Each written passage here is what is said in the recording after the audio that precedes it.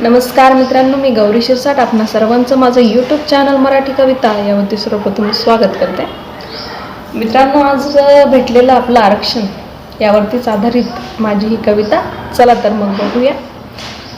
मोर्चा जरांगेचा. जरांगेचा मोर्चा. जरांगेचा मोर्चा, भाकरी खातात घरच्या, तरी सगळ्या जगात चर्चा, असाच जरांगेचा मोर्चा. अंतरवाल सराली, गाव झाली सगळी जमा. अंतरवाल सराली, गाव झाले सगळे जमा. सरकारला म्हणे आम्हाला आरक्षण द्या ना. आरक्षण होतं हक्काचं, नव्हतं कुणाच्या वाट्याचं. आरक्षण होतं हक्काचं, नव्हतं कुणाच्या वाट्याचं. पुढे रान होतं काट्याचं, कोणीच बोलत नव्हतं त्या माणसाच्या पिळवणूक करणाऱ्या जात्याचं. माणसाची पिळवणूक करणारं जातं म्हणजेच कुवत असतानाही, मार्क्स असतानाही, ज्यावेळेस पैशामुळं आमची मुलं माघारी जात ना, त्या जात्याबद्दल मी बोलते. असो, मार्क पण बरोबरीने आम्हीच घ्यायचे. मार्क पण बरोबरीने आम्हीच घ्यायचे. जास्तीचे पैसे तेही आम्हीच द्यायचे. पैशापायी सोडला कित्येकांनी या शिक्षणाच्या वाटा. पैशापायी सोडल्या कित्येकांनी या शिक्षणाच्या वाटा. का असू नये बरं आमच्याकडेही सरकारी कोटा. सर्व धर्म समभाव असणाऱ्या देशात असे वाटे करून देतात. सर्व धर्म समभाव असणाऱ्या देशात असे वाटे करून देतात. कमी वाटा आला म्हटलं तर फक्त आश्वासने देतात. आश्वासने घेता घेता झाले कित्येक आंदोलन.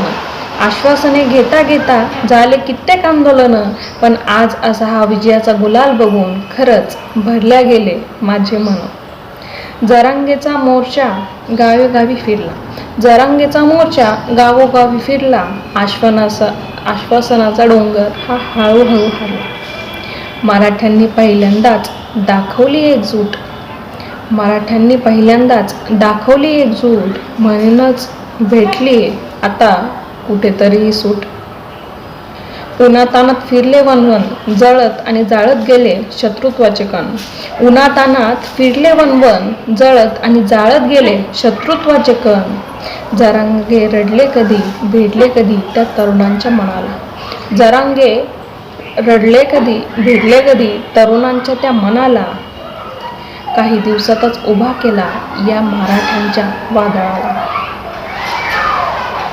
वादळ काय म्हणावं, सुनामीच म्हणावी. वादळ काय म्हणावं, सुनामीच म्हणावी. अजून तर वेशीवरच होतो, तरी मुंबई अशी कणावी. आज मराठ्यांच्या होतात सगळीकडे चर्चा. आज मराठ्यांच्या होतायत सगळीकडे चर्चा. असाच होता जरांगेचा मोर्चा. आरक्षण भेटलं याबद्दल खरंच खूप छान वाटतं.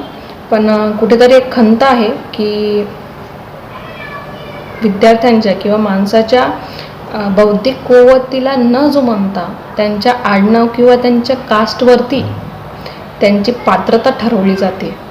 खरंच ही वाईट गोष्ट आहे आपल्या समाजाची. एकतर बदलावी अशी इच्छा आहे. असो, जेव्हा बदलल तेव्हा बदलल, यावरती नक्कीच विचार करा. आजची कविता आवडली असेल तर नक्कीच लाईक करा, सबस्क्राईब करा आणि शेअर करायला विसरू नका. जय शिवराय.